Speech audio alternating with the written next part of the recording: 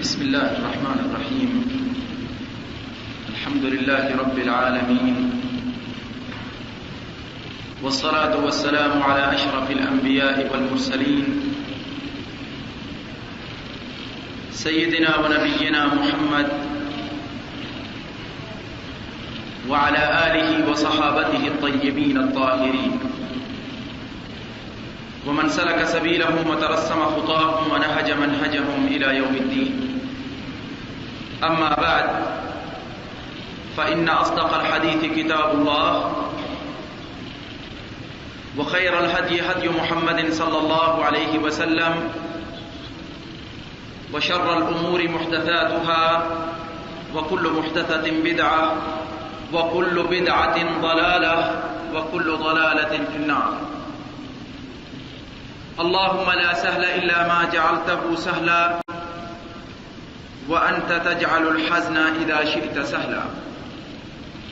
وبعد، يقول الله تبارك وتعالى: قل إن كنتم تحبون الله فاتبعوني يحببكم الله ويغفر لكم ذنوبكم والله غفور رحيم. ويغفر لكم ذنوبكم والله غفور رحيم. قل اطیعوا اللہ والرسول فإن تولوا فإن اللہ لا يحب الكافرین. میرے عزیز بھائیوں اور دوستوں، آج کا ہمارا درس بدعت اور اس کے سنگین نتائج اس موضوع پر ہے. جس دن سے ہم نے کلمہ توحید پڑھا اور جس دن سے ہم نے اقرار کیا لا الہ الا اللہ محمد رسول اللہ، اس دن سے ہم نے اپنے ساتھ یہ وعدہ کیا اور اپنے نفوس کو اس چیز پر مجبور کیا کہ جو چیز رسول اکرم صلی اللہ علیہ وسلم اللہ تبارک و تعالی کی طرف سے لائیں گے اس کی اتباع کریں گے، اور جس چیز سے ہمارے رسول صلی اللہ علیہ وسلم روکیں گے اس سے رک جائیں گے. حقیقت یہ ہے، جس موضوع کو آج میں نے لیا ہے یہ واقعی اتنا خطرناک اور اتنا سنگین نتائج لاتا ہے کہ جس سے انسان یا تو فاسق بن جاتا ہے اور کبھی کبھی خارج از دائرہ اسلام ہو جاتا ہے. بدعت کو سمجھنے کے لیے اس کے مختلف پہلو پہ غور کرنا ضروری ہے. سب سے پہلی چیز، بدعت کہتے کسے ہیں؟ بدعت کیا مفہوم اپنے اندر رکھتی ہے؟ بدعت کا معنی کیا ہے؟ اس میں کوئی شک نہیں کہ کچھ افراد ہمارے تجاوز کر کے ہر چیز کو ہی بدعت کے خانے میں ٹھونس دیتے ہیں جبکہ وہ بدعت نہیں ہوتی، اور کچھ افراد ایسے ہیں کہ بدعت کو بھی بدعت کے خانے سے نکال کے اسے آئین اسلام قرار دیتے ہیں. دونوں ہی پہلو اور دونوں ہی افراد کے لوگ صحیح راستے پہ نہیں ہیں. سب سے پہلی چیز ہمیں بدعت کا مفہوم سمجھنا ہے. بدعت کس چیز کو کہتے ہیں؟ کیونکہ یہ عربی زبان کا لفظ ہے، لہذا اس کا مفہوم سمجھنے کے لیے ہمیں عربی زبان کی طرف ہی لوٹنا ہوگا. یہ لفظ بدع کے فعل سے لیا ہوا ہے، بے دال عین، اور اس فعل کے اساسی معنی ہوتے ہیں کسی چیز کا نیا رخ اختیار کرنا. کوئی چیز جب اپنی لائن سے ہٹ کر کوئی دوسری لائن اختیار کرے تو عرب اسے کہتے ہیں بدع. اسی ضمن میں کہتے ہیں ابدعت الناقہ یا بدعت الناقہ. اونٹنی جب اپنی چال جس پہ وہ چل رہی تھی اس سے ہٹ کر کوئی دوسری چال چلنے لگی، گویا کہ وہ آہستہ چل رہی تھی تو دوڑنے لگے، اور اگر وہ دوڑ رہی تھی تو دوڑ سے روک کے وہ آہستہ چلنے لگے. یا وہ چلنے سے عاجز ہو جائے، تو اس حالت میں عرب کہتے ہیں بدعت الناقہ وابدعت۔ اور اسی معنی کو لیتے ہوئے قرآن مجید نے اسی لفظ کو استعمال کیا ہے رسول اکرم صلی اللہ علیہ وسلم کی شان میں، ما كنت بدعا من الرسل۔ آپ رسول اکرم صلی اللہ علیہ وسلم کوئی نرالی چیز نہیں ہے، کوئی نئی چیز نہیں ہے انبیاء اور پیغمبروں کی صف میں۔ پیغمبروں کا بھیجنا اللہ تعالی کا معمول ہے، اور اس انسانی مخلوق کو راہ راست پہ لانے کے لیے انبیاء کا بھیجنا اللہ تعالی نے اپنے ذمہ لیا ہوا ہے، کیونکہ اللہ تبارک و تعالی کسی مخلوق کو بغیر اس کے گناہ کیے اس کو کبھی عذاب نہیں دیتا، اور جب تک اسے گناہ سے بچنے کے لیے پورا انذار اور سارے راستے اس کے سامنے نہ لیے جائیں اور نہ لائے جائیں کہ بھائی یہ آپ نے نہیں کرنا، اس وقت تک انسانی عقل بھی کسی کو عذاب دینے کے لیے یا اس کو مواخذہ کرنے کے لیے اجازت نہیں دیتی۔ مثال کے طور پہ میں اگر آپ کو کہوں کہ بھائی اگر آپ نے یہ کام کیا تو آپ کے اوپر اتنا جرمانہ ہوگا، تو یقیناً مجھے چاہیے کہ جتنے راستے اس کام تک پہنچاتے ہیں اس غلط کار تک اور اس غلط راستے تک میں سارے آپ کو سامنے بیان کر کے رکھ دوں، تبھی آپ بچ سکیں گے۔ لیکن اگر راستے میں چھپا کے رکھوں اور پھر کہوں کہ بھائی اس سے بچنا، عقل اس چیز کی اجازت نہیں دے گی۔ تو بدعت کا لفظی معنی ہو گیا کوئی نئی چیز ایجاد کرنا جو پہلے موجود نہ ہو۔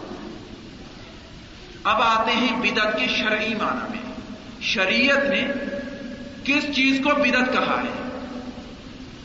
شریعت میں بدعت اس چیز کو کہتے ہیں یا اس کام کو کہتے ہیں جس کو آپ بنقطہ عبادت کریں اور اس کی اجازت شرع اسلام میں نہ ہو۔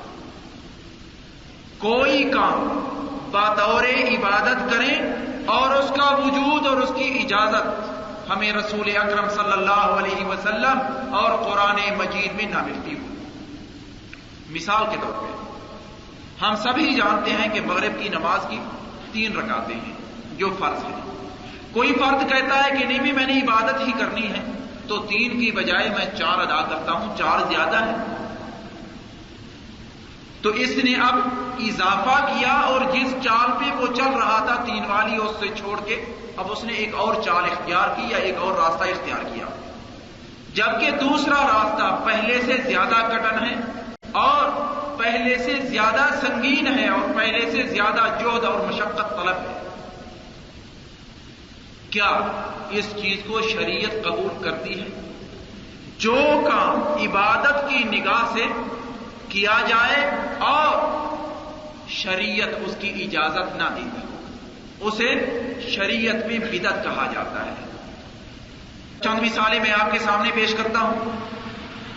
شریعت نے آپ کو لمبے چولے پہننے کی اجازت نہیں دی۔ ٹخنوں کے نیچے جو لباس بھی ہوگا اس کے بارے رسول اکرم صلی اللہ علیہ وسلم کا ارشاد ہے۔ آپ فرماتے ہیں صلی اللہ علیہ وسلم دونوں ٹخنوں سے جو بھی لباس نیچے چلا گیا وہ جہنم میں ہے۔ صاف ظاہر ہے لباس تو جہنم میں نہیں جائے گا، لیکن لباس پہننے والا ہی جہنم میں جائے گا۔ رسول اکرم صلی اللہ علیہ وسلم کے افعال مبارکہ میں یہ ہے کہ آپ سینے پر نماز کے اندر ہاتھ باندھ کے کھڑے ہوتے تھے۔ اب اگر کوئی فرد عبادت کی نقطۂ نگاہ سے نماز کے اندر ہاتھ کھول کے نماز ادا کرتا ہے تو یقیناً وہ بدعت لایا ہے۔ تو لہذا بدعت کا ایک عام مفہوم جو سامنے آیا وہ یہ ہے کہ کوئی فعل کوئی کام آپ بطور عبادت کریں اور اس کی اجازت شریعت میں نہ ہو۔ اس لیے ہم دیکھتے ہیں عظیم سے عظیم کتاب جو بدعت کے اوپر لکھی گئی ہے وہ امام شاطبی کی ہے رحمۃ اللہ علیہ۔ ابھی تک میں نے اس کا اردو ترجمہ نہیں دیکھا، 2 جلدوں میں ہے۔ امام الشاطبی کی کتاب ہے الاعتصام بالسنہ، سنت کو پکڑنا، کیونکہ جو ہی انسان سنت کو چھوڑتا ہے فوراً وہ بدعت میں جاتا ہے۔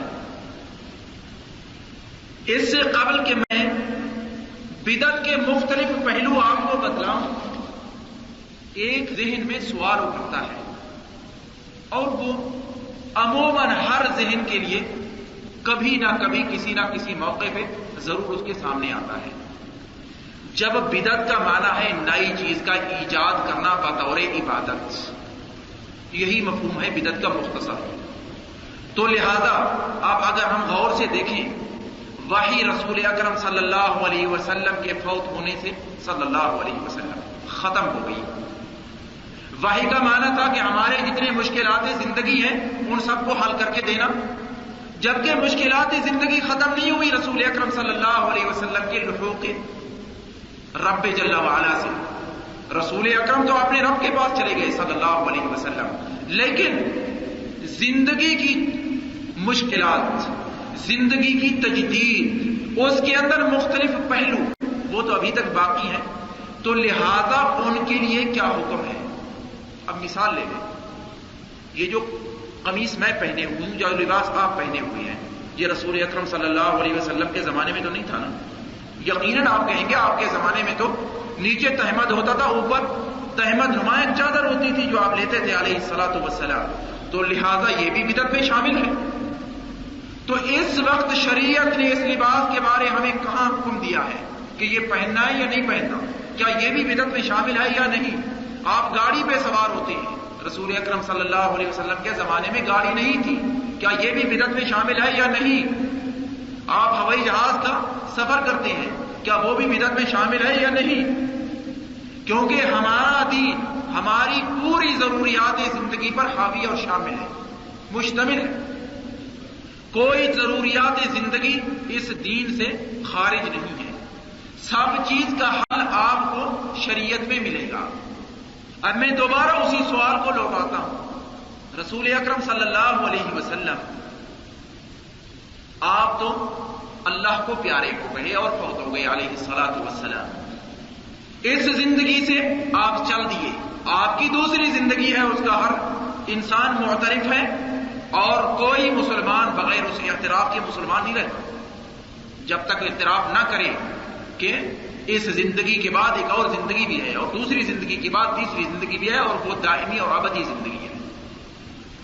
رسول اکرم صلی اللہ علیہ وسلم اللہ کو پیارے ہو گئے، اور احداث زندگی اور مشکلات زندگی ابھی تک باقی ہیں، تو ہمیں ان مشکلات کے حل کرنے کے لیے شریعت نے کون سا دروازہ دیا ہے؟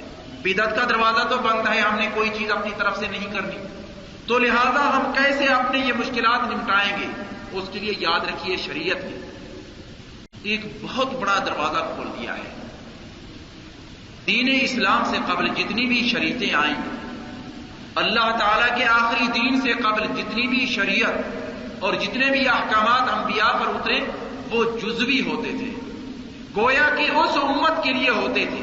اس کے بعد والی امت اور اس نبی سے بعد میں آنے والا نبی اگر اس کے اوپر اس حکم کا اقرار اترتا کہ اس کو باقی رکھیں تو باقی رہتا، ورنہ منسوخ ہو جاتا۔ لیکن اس امت پہ وہ جزوی احکام نہیں اترے بلکہ کلی احکام اترے ہیں۔ کل اور جز میں فرق یہ ہے، کل اور جز میں مثال کے طور پہ جز یہ ہے کہ یہ ثوب پہننا، کل اس کا یہ ہے کہ لباس مسلمان کا کیسا ہونا چاہیے۔ جز یہ ہے کہ آپ کا جوتا اور آپ کے جوتے اس شکل کے ہونے چاہیے، کل یہ ہے کہ جوتا ایسا ہو جو پیر کی حفاظت کرے، یہ کل ہے، وہ جز ہے۔ جز یہ ہے کہ آپ اپنی حفاظت کے لیے بندوق رکھیں مثال کے طور پہ، کل یہ ہے کہ آپ اپنی حفاظت کے لیے جتنے انتظامات ہو سکتے ہیں وہ پورے کریں، یہ فرق ہے کل اور جز میں۔ رسول اکرم صلی اللہ علیہ وسلم کی شریعت سے پہلے جتنی بھی شریعتیں اتری ان میں عموماً احکامات جزوی ہوتے تھے۔ رسول اکرم صلی اللہ علیہ وسلم پہ جو شریعت اتری ہے اس کے احکامات اور اس میں احکامات کلی ہیں، جزوی نہیں ہیں۔ گویا کہ جزئیات جتنی آپ کے زمانے میں موجود تھی یا جو مختلف زمانوں میں آنے والی ہیں ان سب کے لیے قاعدہ کلیہ موجود ہے، ان سب کو اٹھا کے ان کے اندر اندراج کر دیں، اگر یہ چیز اس کے اندر داخل ہو جائے تو یہ چیز جائز ہے۔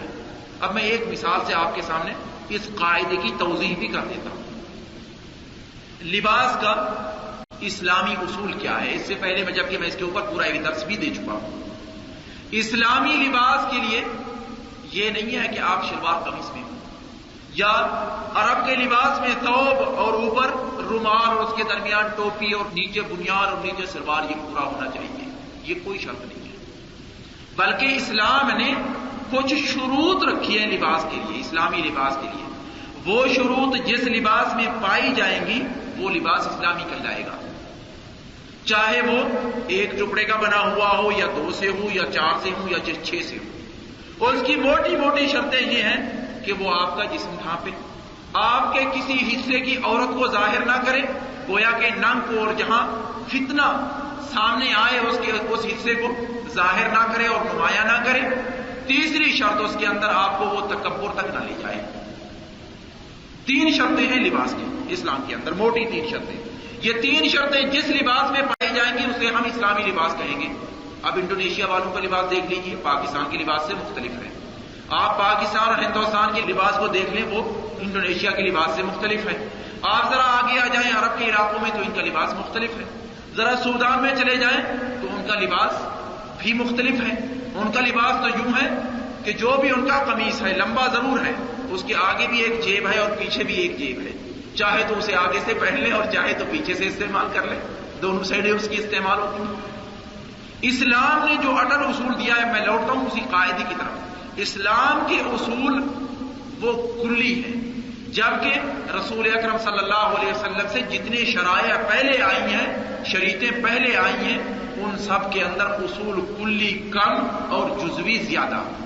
لہذا اب جب زندگی کے مشکلات متجدد ہیں، ان کے لیے ہمیں حکم ملتا ہے یا نہیں؟ ضرور ملتا ہے۔ کیوں؟ کیونکہ ہمیں جو قاعدہ ملا ہے اللہ تعالیٰ کی طرف سے وہ کلی ہے۔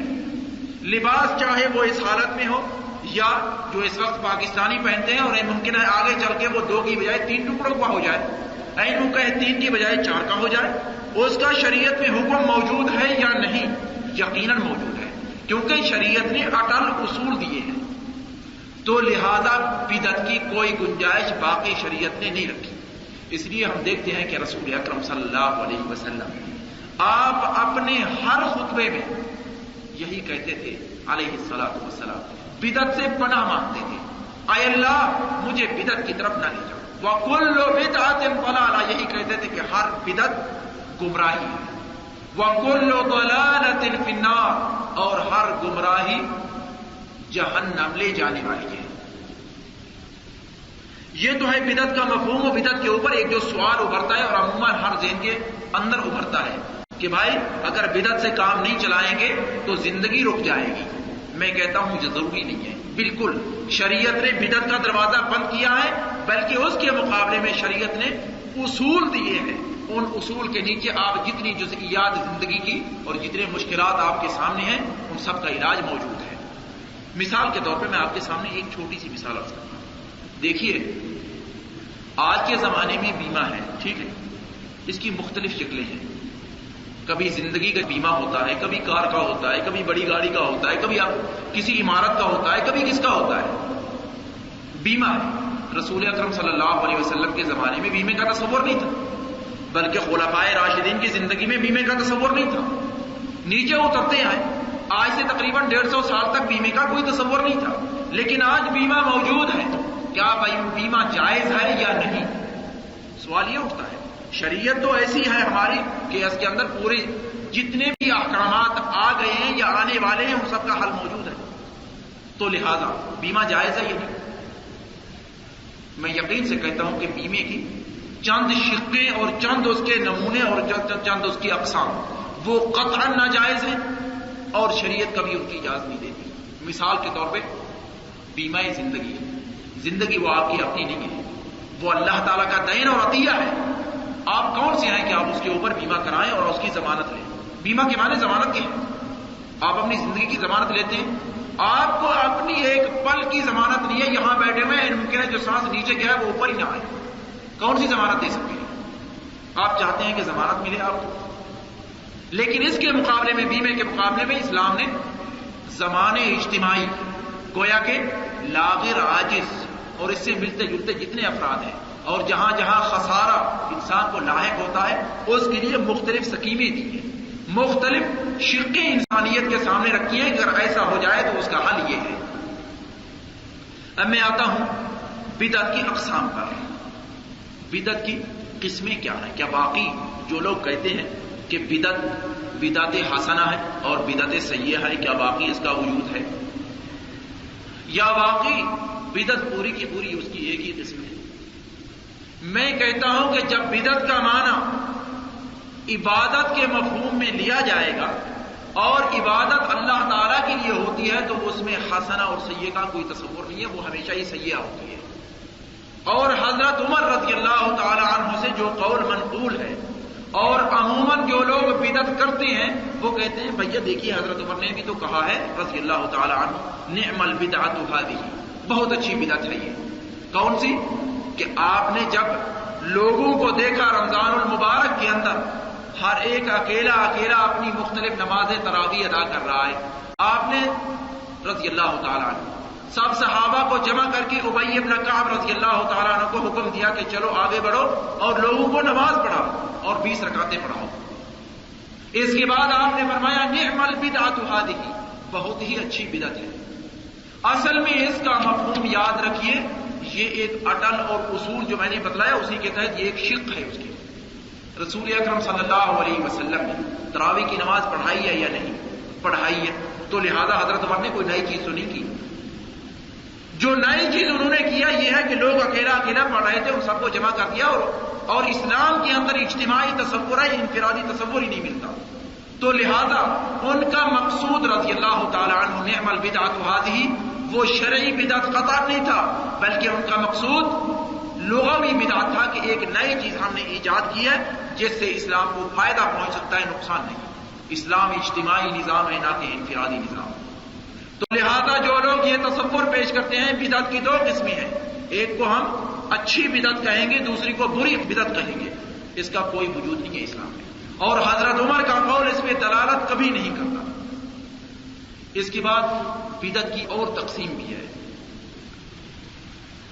بدعہ مفسقہ اور بدعہ مکفرہ. یاد رکھیے شریعت دو چیزوں کا نام ہے، دین اسلام دو چیزوں کا نام ہے. ایک کو ہم عقیدہ کہتے ہیں، ایک کو ہم شریعت کہتے ہیں یا احکام عملی کہتے ہیں.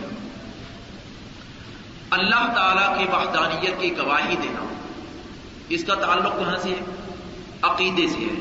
کیونکہ ذہن کے اندر یہ چیز آئے گی، دل سے گواہی دیں گے، زبان سے تلفظ کریں گے، پھر اسی تلفظ اور تصدیق کے مطابق جب عمل کر کے دکھائیں گے تو یہ شریعت میں داخل ہو.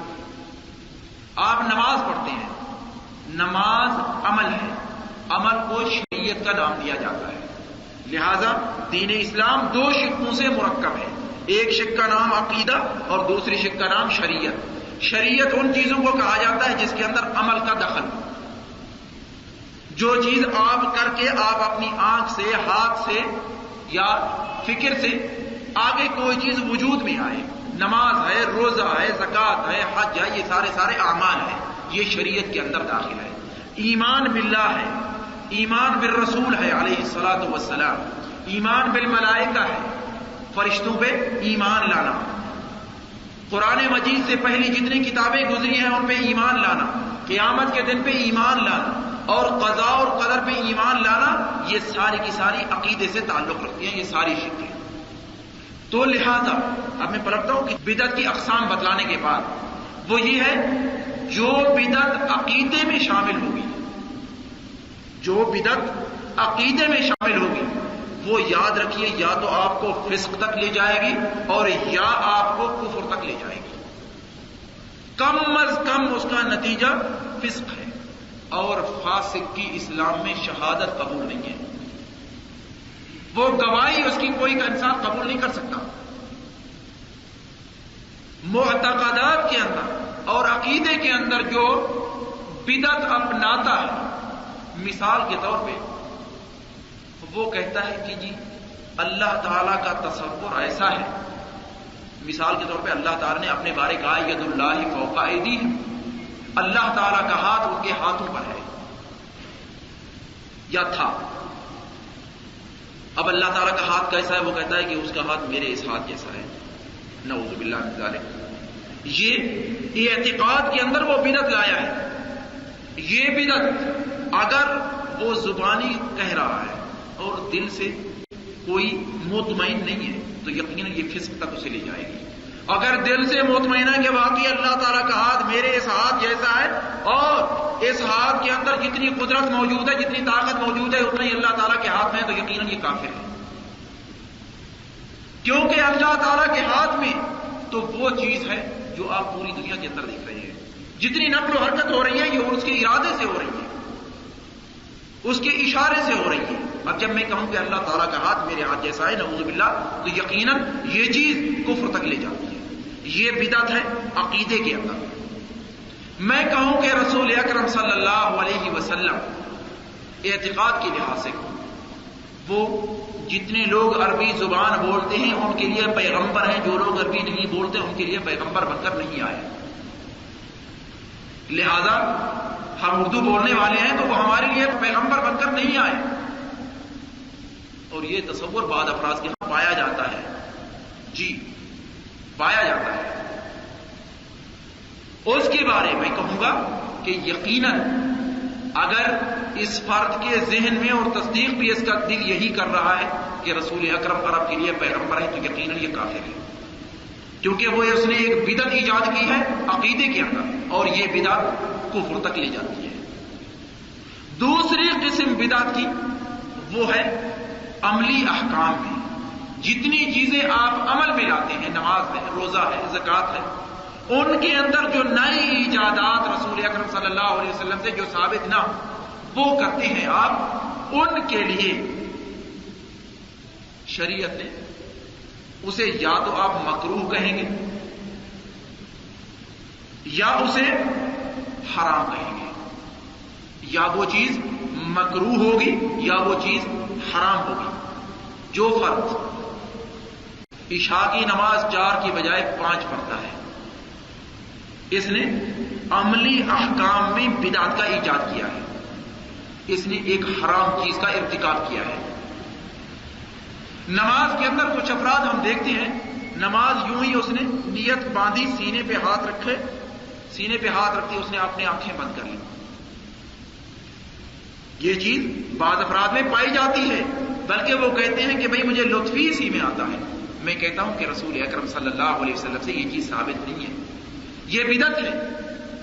اور یہ بدعت مکروہات میں شامل ہے، محرمات میں نہیں.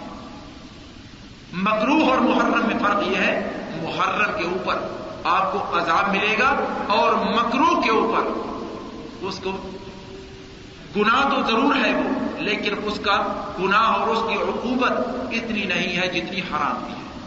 تو لہذا بدعت کی یہ دوسری تقسیم ہے. کبھی بدعت عقیدے کے اندر ہوتی ہے تو وہ فسق اور کفر تک لے جاتی ہے، اور کبھی بدعت عملی احکامات میں ہوتی ہے، وہ یا محرم ہوتی ہے اور یا مکروہ ہوتی ہے. اب میں اس سے آگے چلتا ہوں. بدعت کے اندر خطر کیا ہے؟ اس کے اندر کون سی چیز مضمر ہے جو اتنی خطرناک ہے کہ شریعت نے اس کے بارے اتنے موٹے موٹے اصول، اور ہر بار رسول اکرم کہتے تھے کہ وَكُلُّ بِدْعَةٍ ضَلَالَةٍ. کیوں کہتے تھے؟ کیا واقعی یہ اتنی خطرناک چیز ہے؟ یہ کوئی ایٹمی بم ہے؟ یہ مسلمان کے لیے یہ اس سے بھی بڑھ کر کوئی چیز ہے؟ میں کہتا ہوں یقیناً یہ اس سے بھی بڑھ کر ہے. کیونکہ یاد رکھیے بدعت کرنے والا انسان کوئی بھی ہو، وہ چاہے اعتقاد کی بدعت ہو، وہ چاہے احکام عملی کے اندر بدعت ہو، بدعت کرنے والا انسان اس کے سامنے 2 راستے ہیں. تیسرے راستے کا تصور ہی نہیں ہو سکتا. بدعت اس نے ایجاد کیوں کی؟ کہ دین کے اندر یہ پہلو پایا نہیں جاتا، تو لہذا میں نے بدعت ایجاد کر کے اس پہلو کو مکمل کیا ہے. اس لیے وہ کرتا ہے نا، بغیر اس تصور کے اور کوئی تصور نہیں ہوتا. مثال کے طور پہ جتنی بھی صالحین کے لیے محفلیں کی جاتی ہیں، کس تصور سے کی جاتی ہیں؟ ان کے ادب اور احترام، اور اس کے پیچھے پتہ نہیں کیا کچھ سرنگی گانا بجانا سب کچھ ہوتا ہے، ان کے ادب اور احترام میں کی گئی ہے۔ نقطۂ نگاہ کیا ہے کہ یہ عبادت میں شامل ہے، ٹھیک ہے نا؟ عبادت کے نقطۂ نگاہ سے کیا جاتا ہے۔ رسول اکرم صلی اللہ علیہ وسلم کے زمانے میں یہ چیز نہیں تھی، صحابہ کے زمانے میں نہیں تھی، تابعین کے زمانے میں نہیں تھی، لیکن یہ مغلوں کے زمانے کی ایجاد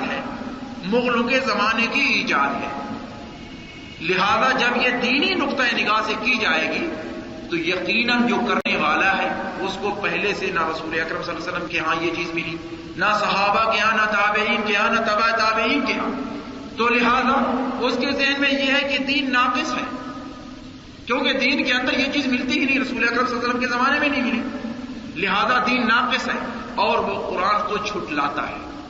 اليوم اکملت لکم دینکم واتممت علیکم نعمتی ورضیت لکم الاسلام دینا۔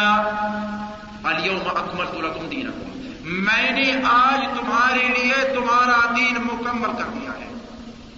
جو انسان دین کے اندر نئی ایجاد کر رہا ہے وہ اس خبر کو جھٹلا رہا ہے اور اس کی تکذیب کر رہا ہے اور کہتا ہے کہ دین کامل نہیں ہے۔ اليوم اکملت لکم دینکم واتممت علیکم نعمتی، اور میں نے اپنی نعمت تمہارے لیے پوری کر دی ہے، کیونکہ دین سے بڑھ کر کوئی نعمت نہیں ہے۔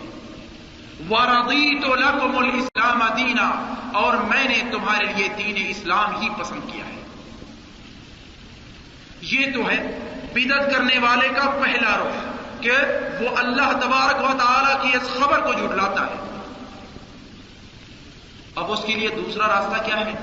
اگر وہ اقرار کرتا ہے کہ نہیں بھائی دین تو کامل ہے جیسے قرآن مجید نے خبر دی ہے، میں اس کی تصدیق کرتا ہوں کہ دین کامل ہے، اس کے لیے دوسرا راستہ جو ہے وہ یہ ہے کہ وہ رسول اکرم صلی اللہ علیہ وسلم کی طرف خیانت منسوب کرتا ہے اور کہتا ہے کہ رسول اکرم صلی اللہ علیہ وسلم نے دین مکمل نہیں دیا ہمیں، ان کی طرف جو دین پورا اترا تھا اس کے اندر خیانت کر کے کچھ چیزیں چھپا لی ہیں، کیونکہ اگر ان کی طرف دین پورا اترا ہے اور انہوں نے پورا دیا ہے تو ان محفلوں کا حکم ہونا چاہیے تھا، لہذا جب ان محفلوں کا حکم نہیں ہے تو رسول اکرم صلی اللہ علیہ وسلم نے وہ چیزیں چھپا کر رکھ دی ہیں۔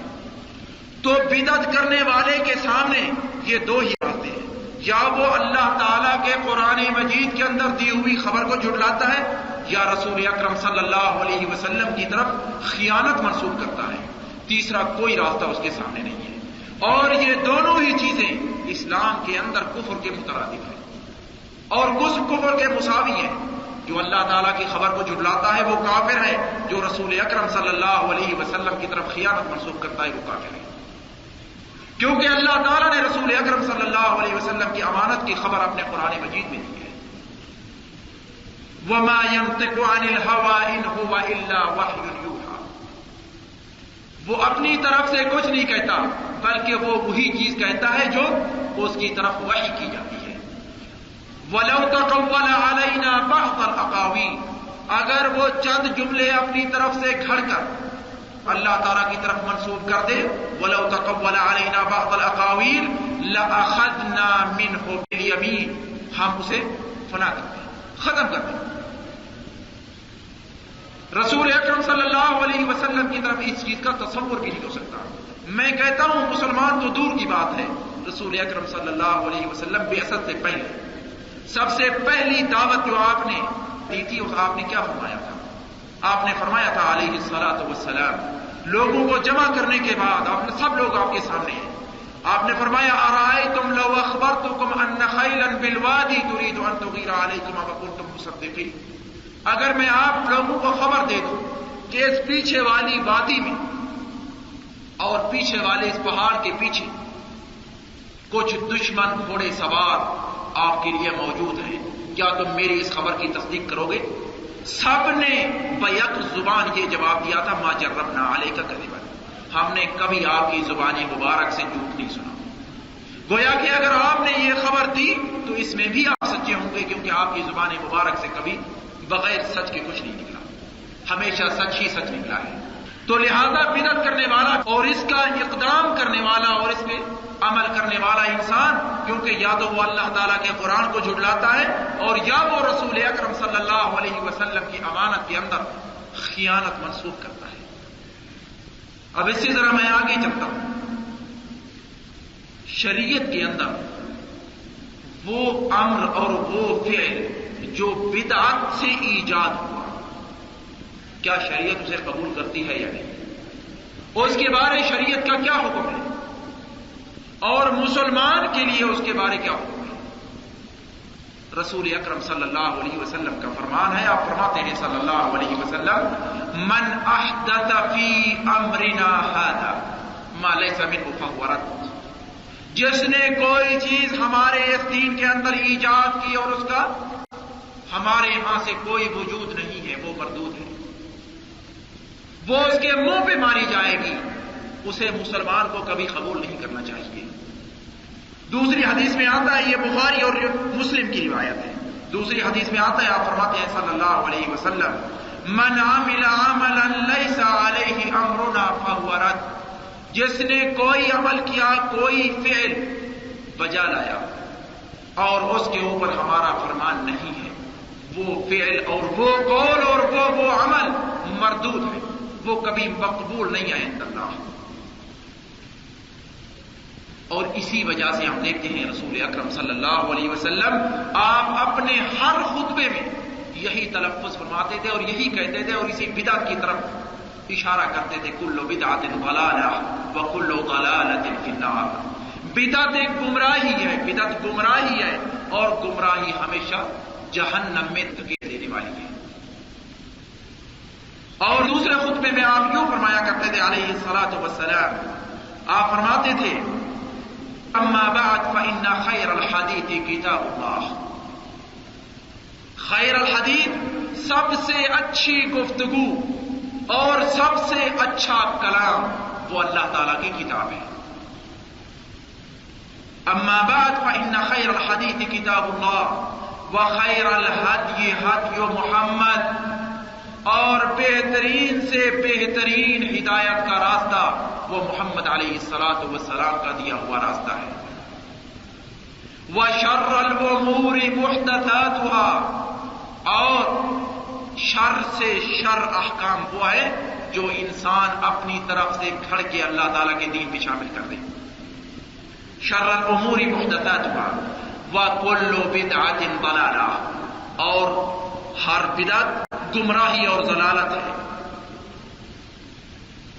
اس حدیث کو بھی امام مسلم رحمۃ اللہ علیہ نے اپنی صحیح کے اندر روایت فرمایا ہے۔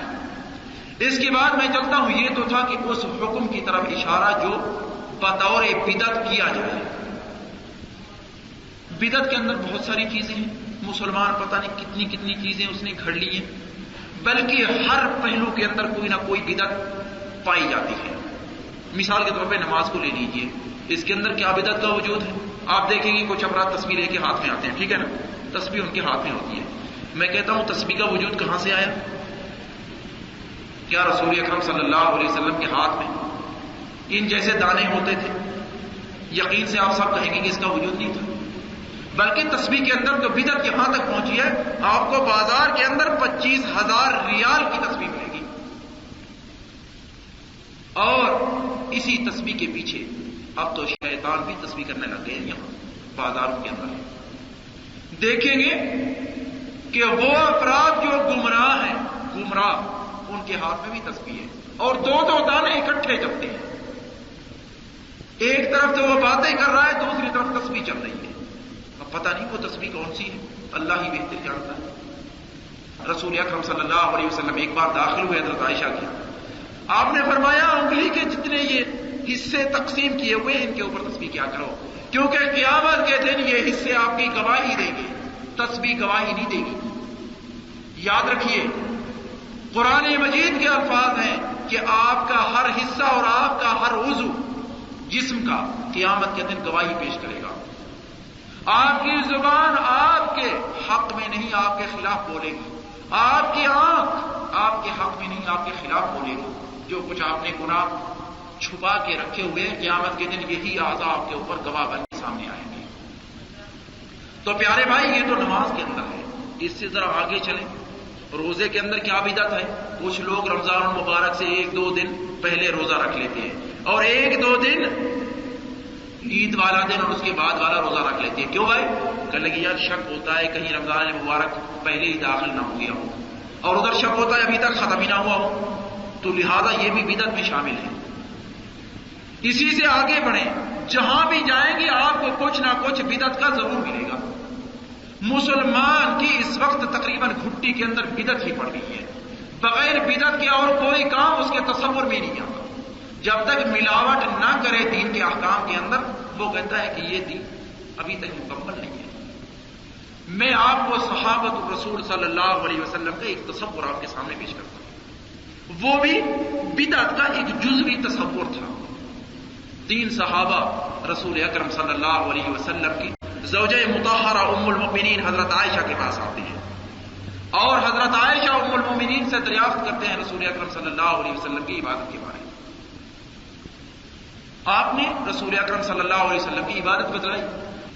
جب ان 3 صحابہ نے یہ سارے احکامات سنے اور رسول اکرم صلی اللہ علیہ وسلم کی زندگی کے پہلو سامنے آئے تو حدیث پاک میں آتا ہے فَكَأَنَّمَا تَقَالَّوْهَا، انہوں نے اس جیسی عبادت کو بہت ہی کم سمجھا اور کہنے لگے کہ وہ تو رسول ہیں، ان کے تو جتنے پچھلے اور آگے آنے والے اور موجودہ گناہ سبھی معاف ہو چکے ہیں، لیکن ہمارے گناہ تو باقی ہیں. ہمیں تو عبادت کے اندر منہمک ہو جانا چاہیے اور رات دن عبادت ہی عبادت کرنی چاہیے.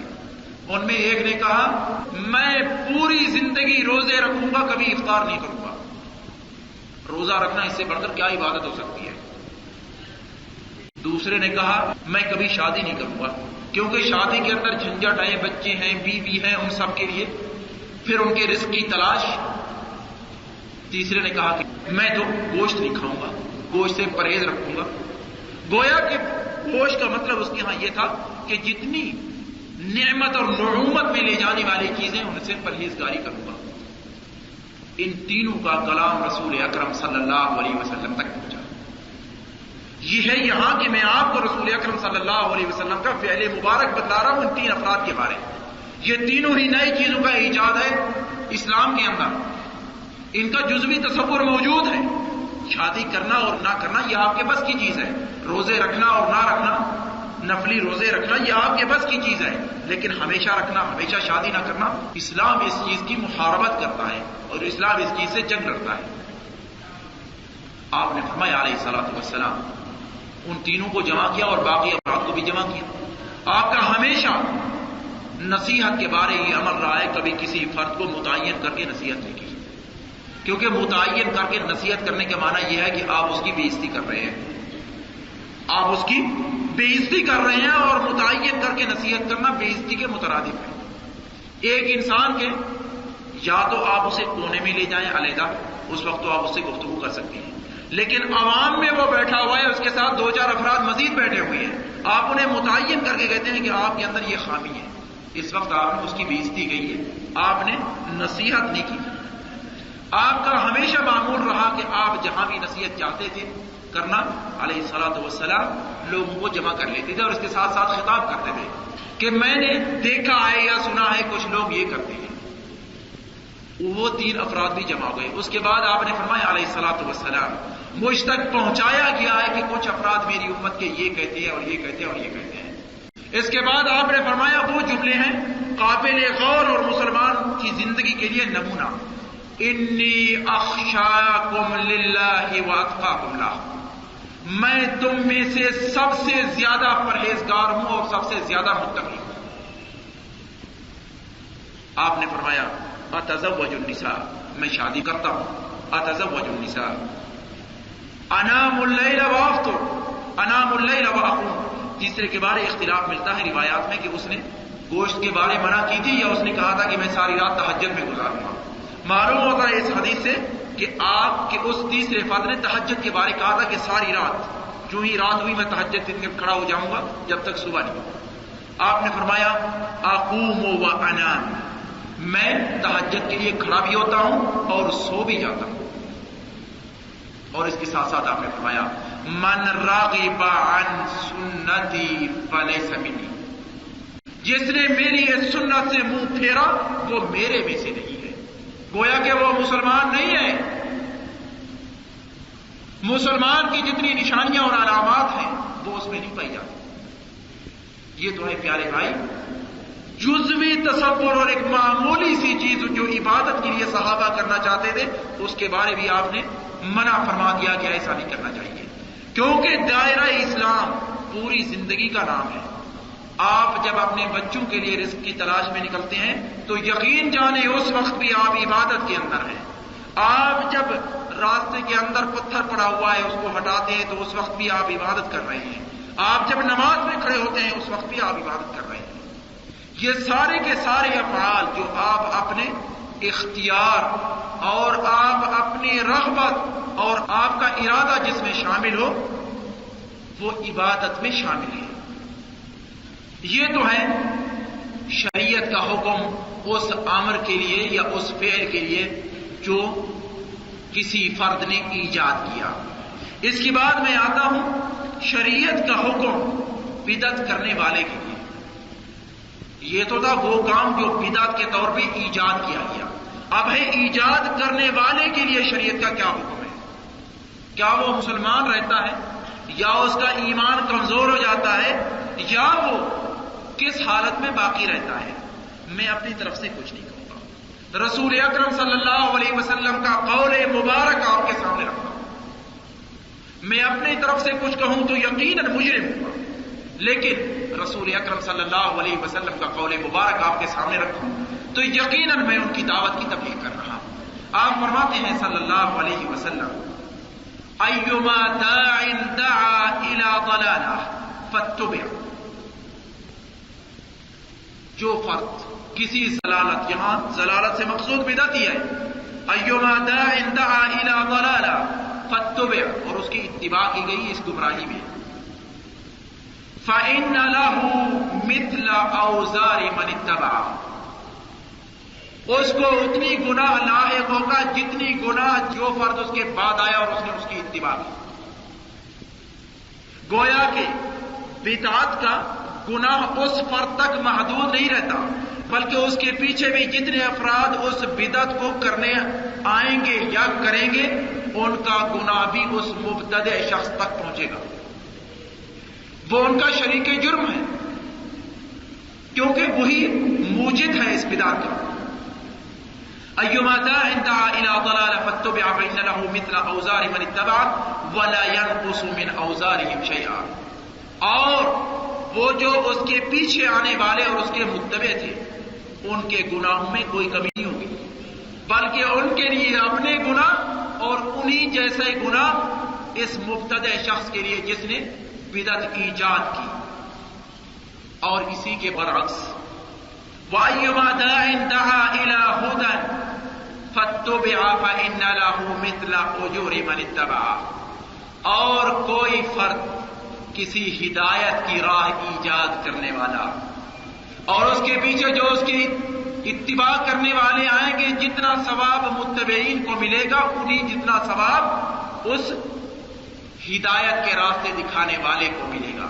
گویا کہ کوئی فرد یوں اٹھا دیکھا کہ ایک مظلوم، ایک مسکین دروازے پہ بیٹھا ہوا ہے، اسے اٹھا کے 1 ریال دے دیا، سب لوگوں نے دیکھا کہ بھائی یہ مظلوم ہے اور ہر فرد نے اسے 1 ریال دے دیا، یہ یقیناً ہدایت کا راستہ دکھانے والا ہے، جبکہ پہلا فرد وہ گمراہی کے راستے پہ لے جانے والا ہے۔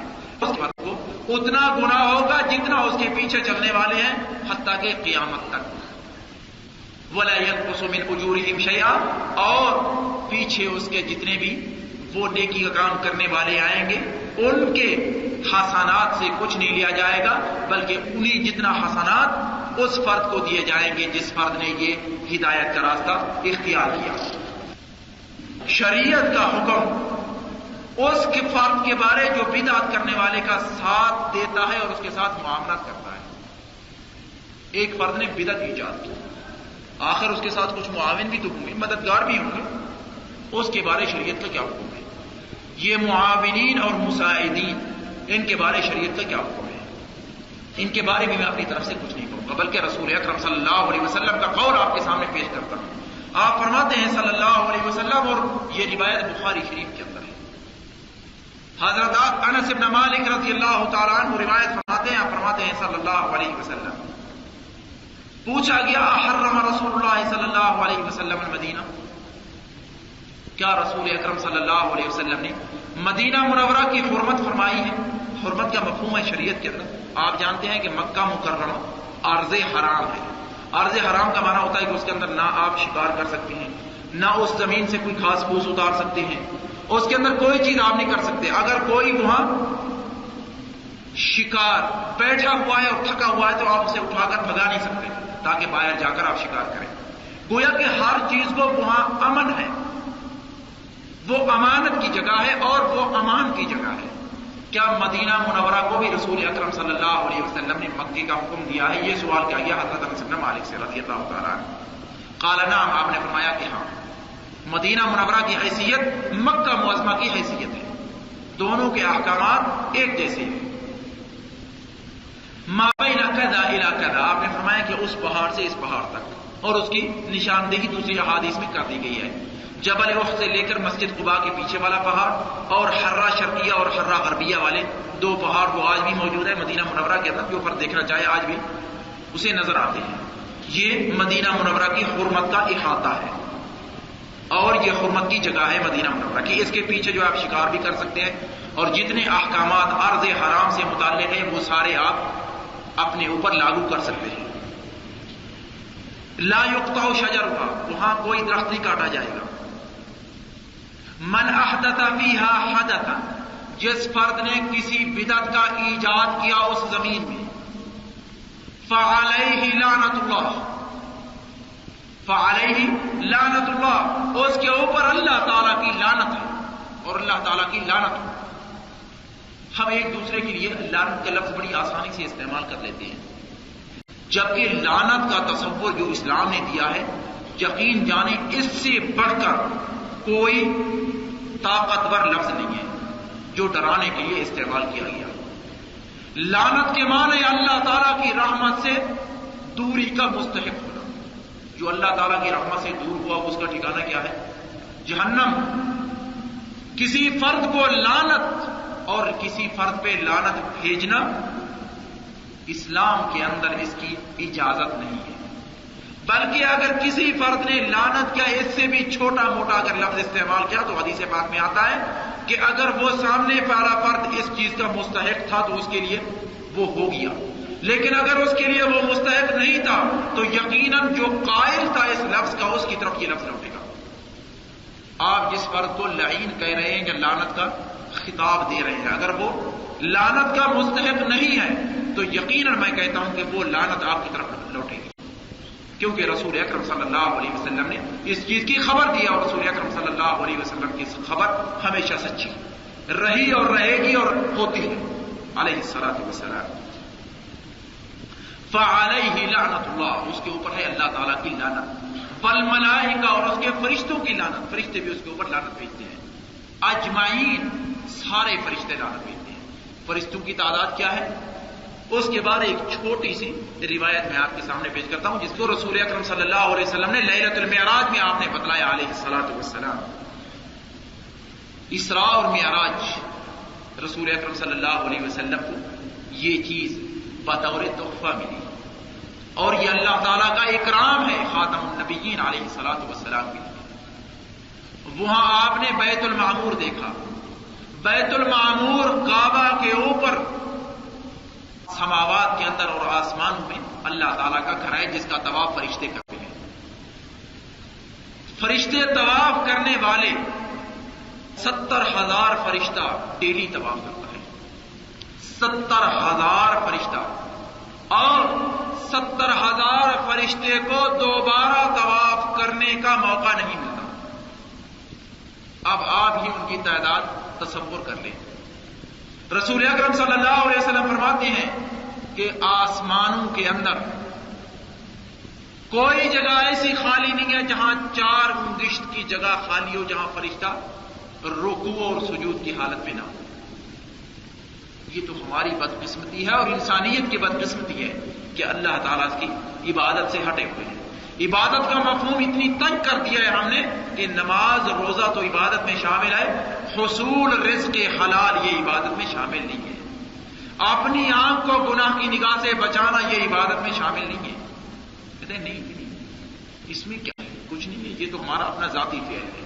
نہیں میں کہتا ہوں جو چیز بھی آپ شرعی نقطۂ نگاہ کو سامنے رکھ کے کریں گے اس میں آپ عابد کہلائیں گے، اس میں آپ کو اجر ملے گا، اس پہ آپ کو قیامت کے دن آپ کے میزان کے اندر حسنات کا وجود ہوگا.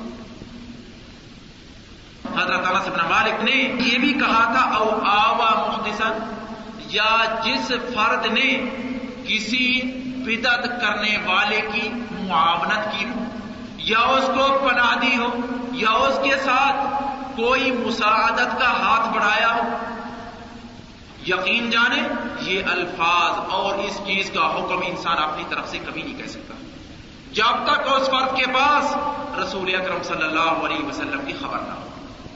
حضرت انس بن مالک جب یہ روایت کر رہے ہیں کہ ہاں اس فرد کے اوپر بھی اللہ تعالیٰ کی لعنت ہے جس فرد نے کسی بدعت کرنے والے کو اپنے ہاں ٹھہرایا، اپنے ہاں پناہ دی، اس کے ساتھ معاونت کی، اس کی مساعدت کی، وہ چاہے کسی طور کی مساعدت ہو. یہ سارے کے سارے افعال اس چیز کے اندر شامل ہیں کہ وہ بدعت کرنے والا اور بدعت کو یا مبتدع کی مساعدت کرنے والا دونوں ہی ایک جیسے ہیں تقریباً شریعت کے اندر. آخری نقطہ بدعت کے موضوع پہ میں آپ کے سامنے جو پیش کرتا ہوں وہ یہ ہے کہ بدعت کی روک تھام کیسے کی جائے، کیسے کرنی چاہیے یا کیسے ہوتی ہے. بدعت جب اتنی سنگین چیز ہے کہ دائرہ اسلام سے خارج کر دیتی ہے یا یہ فسق تک پہنچاتی ہے یا یہ مکروہ افعال کراتی ہے یا محرم افعال تک لے جاتی ہے، جب اتنی سنگین چیز ہے تو اس کی روک تھام کے لیے شریعت نے کیا کیا ہے؟ پیارے بھائی، اس کی روک تھام کے لیے شریعت نے ایک اٹل اصول دیا ہے، وہ ہے رسول اکرم صلی اللہ علیہ وسلم کی سنت کو پھیلانا. جتنی سنت کو آپ پھیلائیں گے اتنی بدعت کے راستے میں رکاوٹیں ڈالیں گے. جتنی سنت سے جی چرائیں گے، سنت کی طرف نہیں آئیں گے، اتنا ہی آپ بدعت کی طرف زیادہ قریب ہوں گے. مبتدع انسان، آپ یقین سے میں بھی کہتا ہوں اور آپ بھی کہیں گے مبتدع انسان کون ہوتا ہے؟ جو سنت کے نزدیک ہو یا بدعت کے نزدیک ہو. یقیناً وہ سنت سے دور ہوتا ہے اور بدعت کے نزدیک ہوتا ہے.